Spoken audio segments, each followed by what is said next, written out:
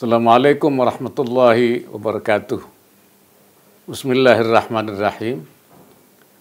Yang saya hormati Saudara Usama Hisham, Chairman Obsession Media Group, para hadirin penerima Obsession Award 2020. Pertama-tama marilah kita panjatkan puji syukur kehadirat Allah Subhanahu wa Ta'ala, Tuhan yang Maha Esa, atas segala nikmat dan karunia-Nya yang telah dilimpahkan kepada kita semua, sehingga kita dapat mengikuti secara online acara Obsession Award 2020 kepada perusahaan maupun tokoh profesional dan pengusaha yang telah berprestasi di bidang masing-masing.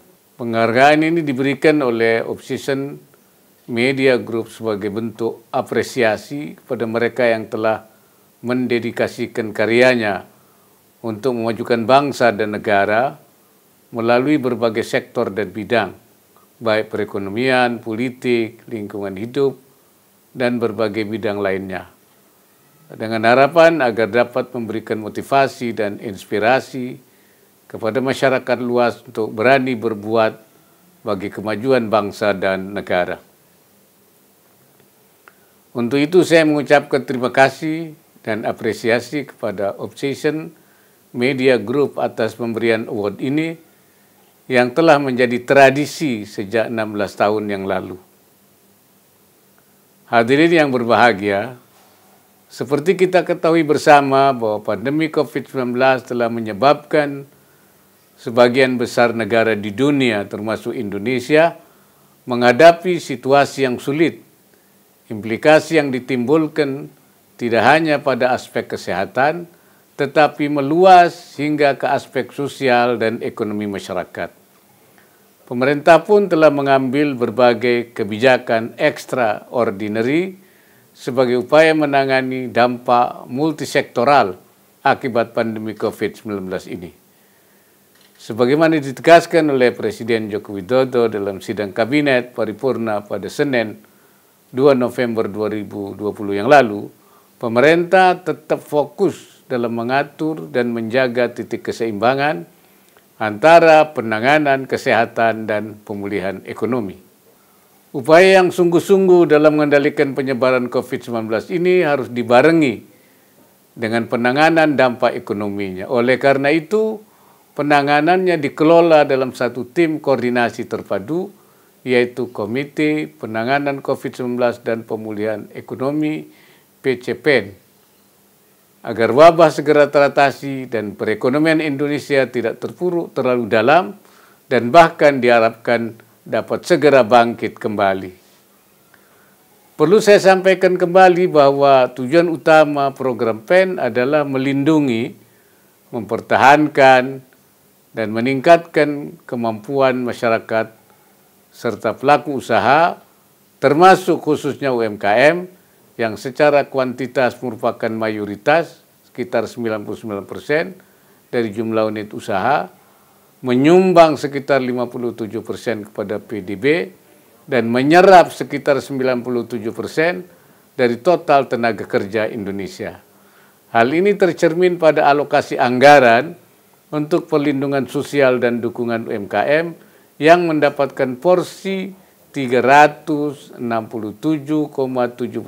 triliun atau lebih dari separuh anggaran program PEN yang besarnya 695,2 triliun. Beberapa kebijakan yang ditempuh pemerintah untuk mempertahankan keberlangsungan UMKM dalam masa pandemi COVID-19 ini antara lain pemberian insentif pajak UMKM melalui pembebasan tarif pajak penghasilan atau PPH, relaksasi dan restrukturisasi kredit bagi UMKM, dan pemberian subsidi bunga kredit bagi UMKM, serta berbagai kebijakan lainnya. Selain itu, pada bulan Agustus yang lalu, Presiden telah meluncurkan 2 program yang sama sekali baru, guna menopang kelompok masyarakat yang paling terdampak, termasuk UMKM. Pertama, program bantuan pemerintah bagi pelaku usaha mikro, BPUM, atau yang dikenal dengan Banpres Produktif, yang ditujukan khusus kepada usaha mikro yang belum atau sedang tidak menerima pendanaan dari lembaga keuangan. Yang kedua, program subsidi upah yang ditujukan kepada mereka yang berpenghasilan di bawah 5 juta rupiah per bulan. Setelah UMKM ini diupayakan untuk dapat bertahan, selanjutnya UMKM perlu dipersiapkan agar dapat langsung bergerak dan tumbuh kembali pasca pandemi COVID-19.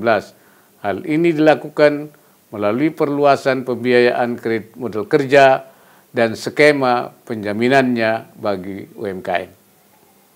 Hadirin yang saya hormati, tentunya keberhasilan pemulihan ekonomi akibat pandemi COVID-19 ini akan semakin optimal apabila segenap elemen bangsa Indonesia bahu-membahu dan aktif berpartisipasi di seluruh sektor sesuai keahlian di bidang masing-masing. Saya masih ingat betul ketika tahun 2019 saya menerima Obsession Award untuk kategori Lifetime Achievement dalam kapasitas sebagai tokoh agama Islam yang telah memberikan kontribusi besar bagi upaya menjaga kesinambungan, kerukunan, dan persatuan antar umat beragama di negeri ini.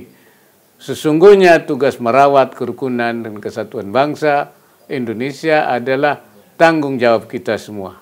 Sejalan dengan hal itu, pada kesempatan yang baik ini, saya mengharapkan kepada perusahaan-perusahaan serta tokoh-tokoh profesional dan para pengusaha yang telah berprestasi di bidang masing-masing dan menerima Obsession Award 2020 untuk dapat menyumbangkan inisiatif dan kepiawaiannya dalam membantu upaya pemerintah mengatasi wabah COVID-19 serta dampak sosial ekonomi yang ditimbulkannya. Dalam situasi sulit yang dihadapi bangsa saat ini, solidaritas dan semangat gotong royong menjadi kunci yang akan menginspirasi dan meningkatkan semangat juang kita semua untuk terus memberikan yang terbaik bagi kemajuan Indonesia. Menutup sambutan ini, sekali lagi saya ucapkan terima kasih kepada Obsession Media Group dan jajarannya. Saya juga berharap Obsession Media Group senantiasa berperan aktif mendorong masyarakat sesuai dengan potensi yang dimilikinya agar tetap tegar dan terus berkarya nyata demi kemajuan bangsa. Sekian dan terima kasih. Semoga Allah Subhanahu wa taala meridai sebuah ikhtiar yang kita lakukan. Wallahul muwaffiq ila aqwamit thariq. Assalamualaikum warahmatullahi wabarakatuh.